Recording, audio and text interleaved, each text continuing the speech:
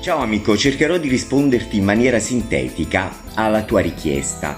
O sciuccefochel, questo modo di dire napoletano che usiamo soprattutto nelle persone che sono malconce nel loro aspetto, che sono cagionevoli di salute, che ti dicono sempre che stanno male, insomma delle persone alquanto sfortunate sotto dal punto di vista della salute.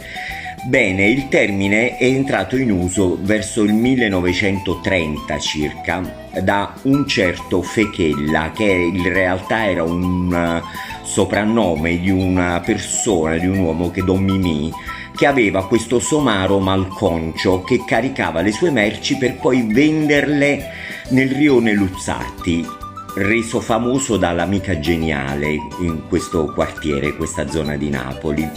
Quindi lui caricava sto somaro con merce di vario tipo e il somaro aveva in vari punti della schiena degli avvallamenti, era sfinito, sovraccarico, quindi cagionevole. Ecco da dove proviene questo termine. Spero di esserti stato utile, grazie e seguitemi sempre.